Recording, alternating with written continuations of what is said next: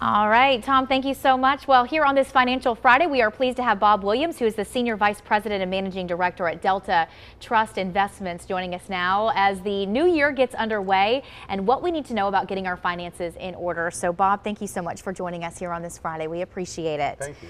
Okay, it's a new year. Everyone's starting to get those tax forms in the mail. You got to have them in. Employers have to have them by the end of January. So what should people know as far as for this upcoming tax season? Well, this is the time when you're accumulating all those tax documents and getting them together. And the one thing that people need to know particularly is if they have investment accounts, that a lot of times the taxability is not determined by the end of January. And as a result, they may send you a 1099 for your dividends, and you may get an amended 1099 later.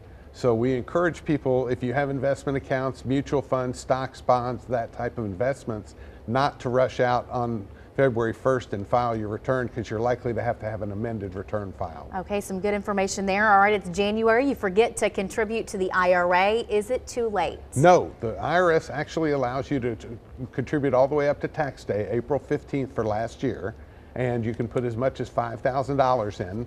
And you can, if your spouse is employed, you can put another $5,000 for your other spouse, or your other spouse, I'm sorry. And then on top of that, just have one spouse. That's right. That's right. But on top of that, if you're over 50, you can donate an extra $1,000 a year in contributions. Okay. All right. And are those tax deductible? That depends on a lot of different factors. If whether or not you're covered by a qualified plan, such as a 401k or a pension plan at work, if your spouse is, they may be non-deductible. This is really something that it also phases out based on your income.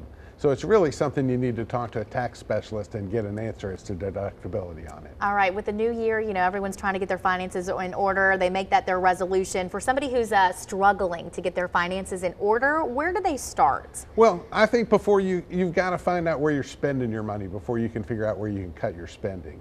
So I encourage people to pull out their bank statements, their credit card statements, and their checkbooks and look and see where they're spending their money. And from there, you can try and get a handle on it, and you may recognize that, gee, I'm going to Starbucks 4 days a week, and that's an expense I can cut out. You know, you really just got to sit down and examine what's most important and set your priorities. So knowing your spending habits, of course, can be key. Absolutely. Okay. Also, what about like if you're overwhelmed with all these tax documents? When in doubt, ask, get help, because you never know where you can save a buck or two. No question. The IRS offers free help and assistance at their offices. And you all, I think, once a year have a tax help day as well. So I encourage people to reach out and use those resources and get some help. Okay. Because it is tricky. Okay, one last thing for you. How do you know if you want to itemize? That's, again, a very detailed question that it's hard to say. Most likely, if you have a home mortgage, you're probably going to want to itemize, but again, it depends. If you're almost paid down in your mortgage, you're paying very little interest and mostly principal, and you may not need to itemize. Again, that really so it's a case-by-case basis. It's case-by-case, and again, that's really more for a tax specialist to give you advice on that. Okay, Bob Williams, thank you so much for coming in today. We appreciate it. Some great advice. Thank you. Thank you. We're going to take a quick break here this morning. It is just before 5:55 on this Friday morning. Stay with us. We'll be right back.